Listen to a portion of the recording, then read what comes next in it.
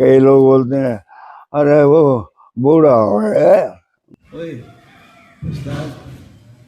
क्या धर्मेंद्र अभी हमारे बीच हैं या नहीं? यह सवाल पिछले कुछ दिनों से हवा में ऐसे तैर रहा है जैसे किसी ने कोई अनकही बात छिपा रखी हो। अस्पताल से आया वह 1 मिनट का वीडियो पूरे देओल परिवार और फैंस के दिल में डर की लहरें पैदा कर गया। तभी से लोग शक करने लगे कि कहीं परिवार सच तो नहीं छुपा रहा। लेकिन दोस्तों, विवादों का साया धर्मेंद्र की जिंदगी पर आज पहली बार नहीं पड़ा। जिस तरह आज उन पर आरोप लग रहे हैं, उसी तरह एक ऐसा सच उन्होंने भी कभी खुद दुनिया से छुपाया था। एक ऐसा राज जिसने उनके करियर की दिशा पलट दी और घर परिवार में तूफान ला दिया। इस वीडियो में हम उसी दबी हुई कहानी की ओर चलेंगे, लेकिन उससे पहले लौटते हैं उस लड़के की तरफ जो पंजाब के एक छोटे से गांव से निकलकर पूरे देश का ही मैन बना। 8 दिसंबर 1935 फगवाड़ा जिले में जन्मे धर्म सिंह देओल साधारण परिवार से थे। पिता स्कूल में हेडमास्टर, माँ शांत और घरेलू स्वभाव की। घर में न तामझाम न दिखावा, बस अनुशासन और सादगी की सीख। सबको लगता था कि मास्टर जी का बेटा पढ़ लिख कर अच्छी नौकरी करेगा, लेकिन धर्मेंद्र का मन किताबों से ज्यादा फिल्मों में रमता था। गांव के मेले में टेंट में चलती फिल्में उन्हें किसी दूसरी दुनिया में ले जातीं। नायक की मुस्कान, आंसू और लड़ाई सब जादू की तरह उन पर असर डालते। घर की आर्थिक हालत कमजोर थी, इसलिए पढ़ाई बीच में रुक गई। जिम्मेदारियां कंधों पर बढ़ती गईं। पंजाबी परिवारों में जल्दी शादी की परंपरा के कारण 1954 में उनकी शादी प्रकाश कौर से कर दी गई। साधारण और शांत स्वभाव की महिला, जिन्हें फिल्मों से खास दिलचस्पी नहीं थी। शादी के बाद खेती-बाड़ी, छोटे-मोटे काम और रेलवे की नौकरी, इसी दिनचर्या में दिन ढलते। लेकिन चाहे कितना भी थक जाएं, शाम को चौपाल पर जाकर फिल्मी किस्सों में डूबना उनकी रूह की जरूरत था। उन्हें लगता था कि अगर अभी सपने का पीछा न किया तो वक्त हाथ से निकल जाएगा। 1958 के फिल्म फेयर टैलेंट हंट ने उनकी जिंदगी का रास्ता मोड़ दिया। दोस्तों के कहने पर भेजी फोटो ने उन्हें मुंबई बुला लिया। पिता नाराज, माँ चिंता में, बट धर्मेंद्र का सपना अब पीछे मुड़ने वाला नहीं था। मुंबई पहुंचकर उन्हें पहली ही नज़र में समझ आया कि बिना पहचान के यहाँ टिकना मुश्किल है। छोटा सा कमरा, गर्मी, भूख, स्टूडियो के चक्कर और गार्ड द्वारा बार बार लौटाया जाना, लेकिन उनकी हिम्मत नहीं टूटी। शूटिंग देखकर सीखते रहे, छोटे छोटे रोल करते रहे। फिर 1960 में आया पहला बड़ा मौका, दिल भी तेरा हम भी तेरे। फिल्म चली या नहीं, पर धर्मेंद्र की मौजूदगी सबकी नज़र में दर्ज हो गई। उसके बाद असली संघर्ष शुरू हुआ। कभी फ्लॉप फिल्में, कभी महीनों बेरोजगारी, तो कभी एक साथ कई शूट। लोग उन्हें सिर्फ सुंदर हीरो कहते, लेकिन धर्मेंद्र को एक्टर बनना था, सिर्फ चेहरा नहीं, पहचान बनाना था। इसी वजह से धर्मेंद्र ने हर तरह की भूमिका पकड़ पकड़ कर सीखना शुरू किया। कभी गांव का सीधा सादा लड़का, कभी रोमांटिक हीरो, तो कभी दर्द के पीछे छिपा गुस्सैल इंसान। अनपढ़ और हकीकत जैसी फिल्मों में उनका अभिनय देखकर लोगों को यकीन होने लगा कि धर्मेंद्र सिर्फ एक खूबसूरत चेहरा नहीं, बल्कि असली कलाकार हैं।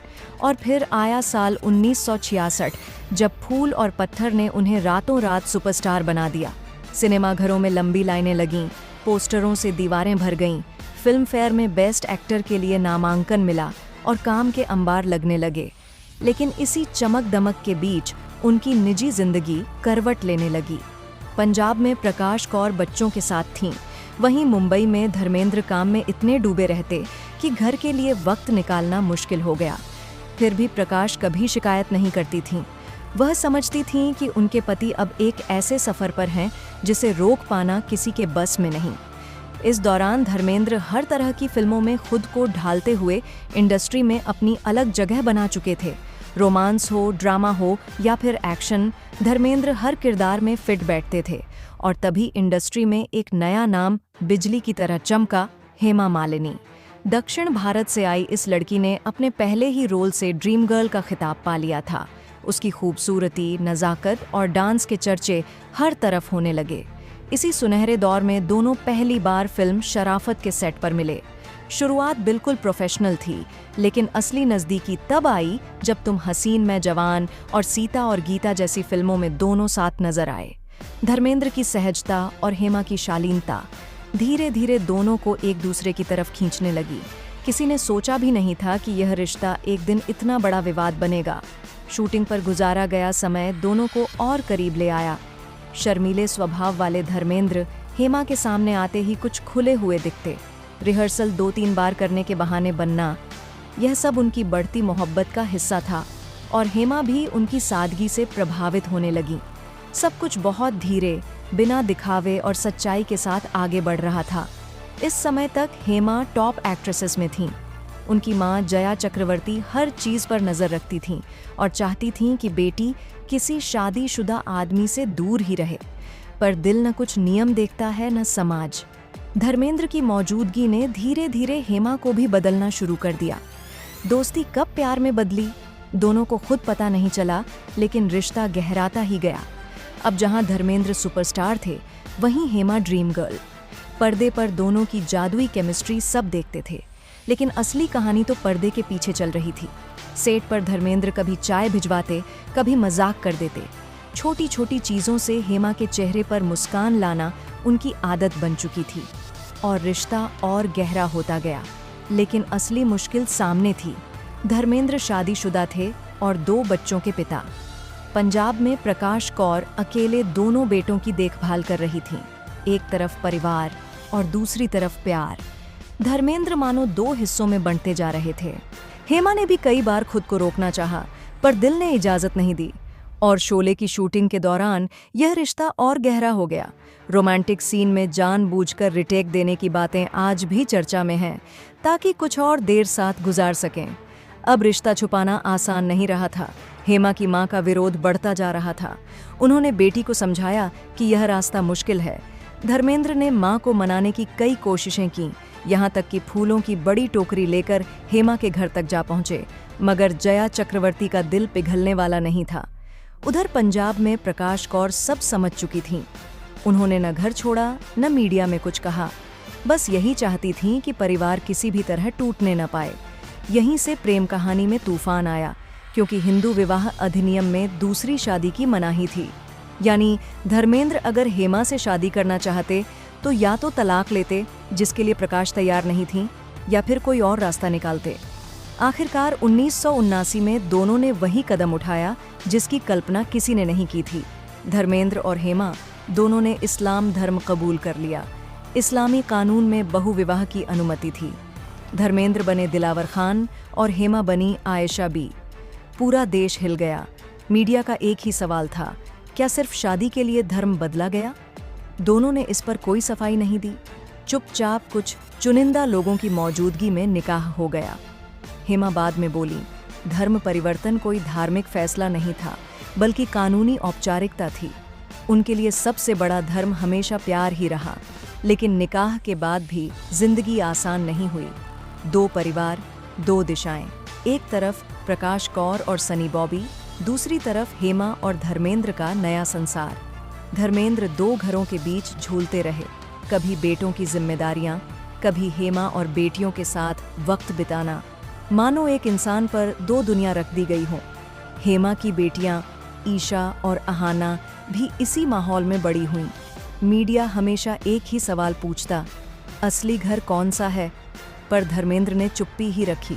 बस इतना कहते, एक दिल 2 परिवार भी संभाल सकता है।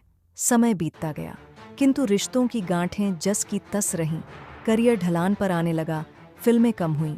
धर्मेंद्र बांद्रा वाले घर और फार्म हाउस में ज्यादा वक्त बिताने लगे, पेड़ पौधों और जानवरों के बीच सुकून तलाशते हुए। इसी दौरान उनकी प्रॉपर्टी को लेकर भी चर्चाएं शुरू हो गईं। कौन सा घर किस परिवार को? बंगले, फार्म हाउस, बिजनेस और विजेता फिल्म्स, हर जगह बातें होने लगीं। और फिर आया साल 2025, जब पूरी इंडस्ट्री हिल उठी। 10 नवंबर को खबर आई, धर्मेंद्र ब्रीच कैंडी अस्पताल में भर्ती हैं। परिवार ने कहा, रूटीन चेकअप है, लेकिन बाहर अफवाहें फैल गईं कि हालत गंभीर है। एक वीडियो वायरल हुआ।